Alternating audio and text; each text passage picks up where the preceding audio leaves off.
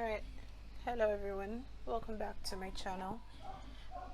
This is probably the third time I'm trying to record this because I just get so irritated and angry when I think about what is going on and how my country is dealing with this.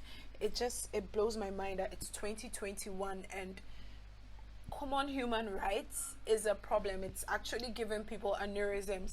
It's making people think that the world is coming to an end because one group has asked that treat us like human beings. We deserve protection and safety. So I'm sure by now so many of you know what's going on in Ghana or have heard something about what's going on in Ghana. And it's a mess. I don't think comments on social media and things you're saying online is enough to let you understand the situation on the ground, right?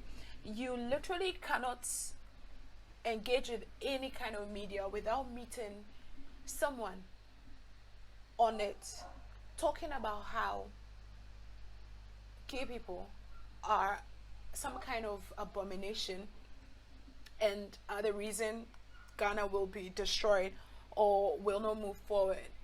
And so you have radio stations platforming homophobes and actually supporting and agreeing with them in that gay people are a menace, like something, I don't know. It blows my mind. There are a lot of things that should not surprise me. So, as a Ghanaian, there are a lot of things that should not surprise me. There are a lot of things that are expected. There are a lot of things that you see that are not very normal or shouldn't be happening, but then they happen. But this is too much because what's going on? Some articles down below, more people have put it together much better than I probably will because I'm just so angry right now. But basically, a target has been put on the back of the LGBT plus community because a center was opened by LGBT plus rights Ghana for queer people in Ghana. That was it. The center was just it was just a space people could hang out, because the idea was that so a lot of the times whenever queer people get to hang out, it's usually in party spaces or there are drinks, there are alcohol, like at events, at a club or something, right? And they decided, why not make a space where people can come and hang out on a regular day as well, like to maybe hang out and read, to have somewhere to go when things are difficult at home, that kind of thing. Like just a space, just a center that people decided that, yeah, sure, we'll do this. I'll put their details in the description. They give a much better explanation of who they are and what they do in there.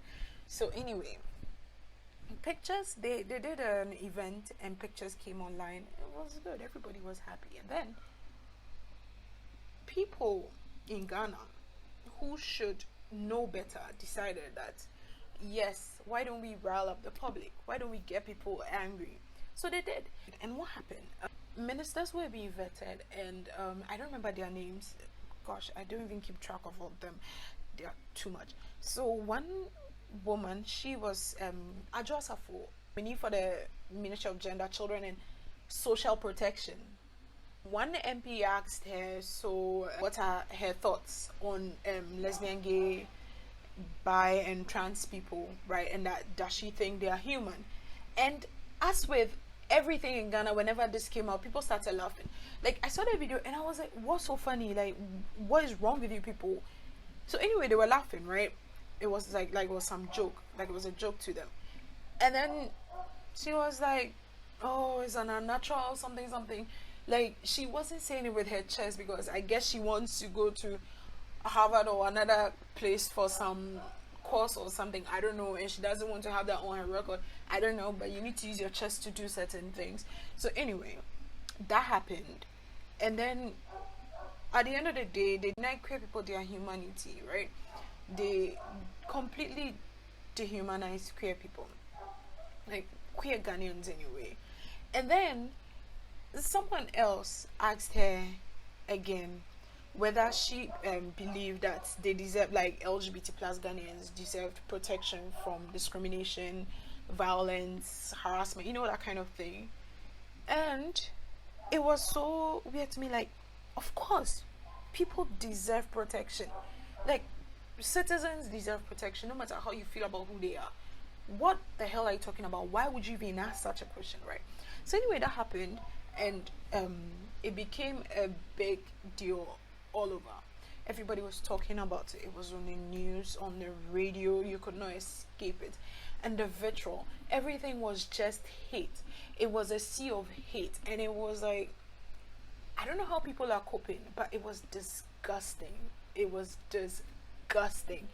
And I was just like, how could people do this? Like, for one thing, you don't have to participate in anything you don't want to.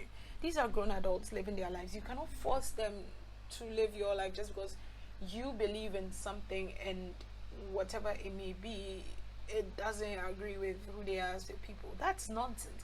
Human life is more important than anything else you could ever believe in. Like, if whatever you worship or believe in is telling you to treat someone less, you should take a step back and ask yourself, what the hell is this, and why am I following it? So anyway, that's what people did. And the funny thing was, they came on radio, and that is a whole different topic. I probably will talk about it later, I don't know. And you had Christian people saying that even Muslims and traditionalists, in that, in their perspective, even those people are the bottom of the barrel. Like, even the bottom of the barrel doesn't feel that a certain minority group deserves protection. And I'm here like, they're literally calling you bottom of the barrel. The dominant religion is insulting you, but because of your hate, you're actually siding with them. Like, because of your hate, you're like, yeah, okay, yeah, sure, it's cool, so long as we can all continue to hate a group. Like, how does that work? What is wrong with you? Why would you even do that? That's what's going on in Ghana right now. And there's a lot of hashtags. Well, the hashtags are being hijacked by bigots right now, so there's just so much on my mind, and I don't know, I'm just so irritated right now because, come on. So that was it. But I do want to put it out there that whatever the case may be, the law does not criminalize human beings. It criminalizes actions, and even that action that's criminalized is not, quote, gay people. It's an act that even heterosexuals engage in. It's acts that even heterosexuals, it literally says unnatural carnal knowledge, and it defines carnal knowledge as penis and vagina sex. So those of you that have been eating Skittles, those of you that have been eating about, come and sit on my face, choke me with your thighs, drown me, listen, all of you are criminal then. If that's what you're saying, all of you are criminal, where do we go from there then? Like, sometimes take a moment and use your head. And the president came on and was like, he's not going to legalize marriage. And I think that was the most cowardly thing, because no one is asking for legalizing marriage. Queer people are asking to be protected. They're asking for safety. They're asking to be able to live in peace and not be attacked, and know that even if something happens, there's redress, there's safety, there's somewhere to go. And you reduce it to marriage. Like, how could you even think? And the funny thing is, this is a human rights lawyer. This man knows exactly what he's doing and what he's saying. And I feel like it's the worst thing you could ever do, especially in this situation, because there are so many videos of people being harmed, people being hurt, and it's like, it's a normal thing. You know, when Ghanaians heard this thing was going on, their first thought was, let's burn it down, let's beat them, let's rape them into being straight, let's, like, this is violence. This is the violence people experience day to day. And to stand there as the president of a country that claims to be a peaceful and hospitable country, that you are marketing yourself to people as a safe destination, people should relocate and come here, people should come and live here, that Ghana is good, Ghana is this, that. Marketing yourself that people should come live here, and you cannot even protect your own citizens. I don't know. It's just it's so much to process right now, you know. And journalists are supposed to, I mean, journalists have their code of conduct and ethics, right? I don't know. That's not my field. But like the fact that journalists decided that yes, we are journalists against the LGBT plus community and we are going to protest. Pastors were protesting. Like these are people. A man that was in the sex for grades video, a man that was caught soliciting sex from students just to give them the education they've paid for, was able to come on radio, was platform given a voice to dehumanize gay people, to spew homophobia. Like, what is wrong with this country and why are we the way we are? Listen, this rant is not going anywhere because I've literally said everything I want to say on my Twitter. I've said everything online, on Facebook. Human beings deserve to live in peace, whether you like them or not, whether you feel like how they live their personal private lives makes you uncomfortable or something in any way, and nothing can change that. You forcing them to go into a closet or something, it's not going to change the fact that queer Ghanaians exist and have always existed even before you were colonized and given these laws that have made life difficult for everyone. Like, your panic is not doing anything. I mean, literally, your person comes, someone's like, oh no, it's becoming like Sodom and Gomorrah, and I'm just here like, okay, cool, Sodom and Gomorrah, but like, God took the people he liked from Sodom and Gomorrah and rescued them. So why are you worried then? If you're a righteous Christian that knows how to judge people, shouldn't God be happy with you and like save you then? Like, we'll cross that Sodom and Gomorrah bridge when we get there then. But in the meantime, people are human beings, they deserve their rights. There's nothing you can do about it. Your personal feelings don't matter. Like, what the hell is wrong with you? And you're a grown adult. Like, mind your business, right?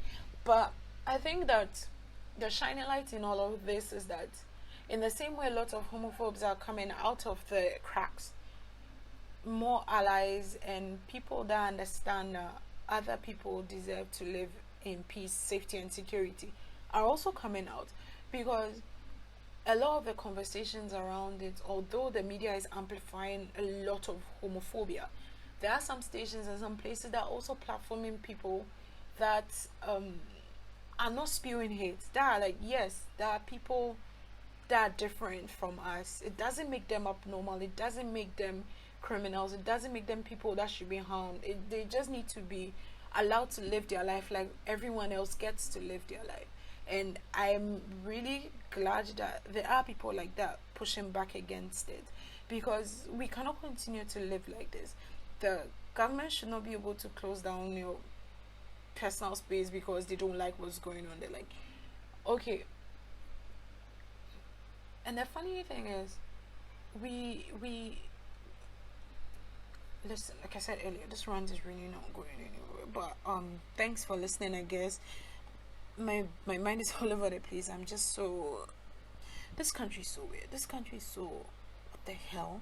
Like, we're in a pandemic. We're in a global pandemic, and this is what people are worried about, what grown-ups are doing, what consenting individuals are doing. And I keep hearing the argument that, okay, then what about pedophilia? Like, what about pedophilia?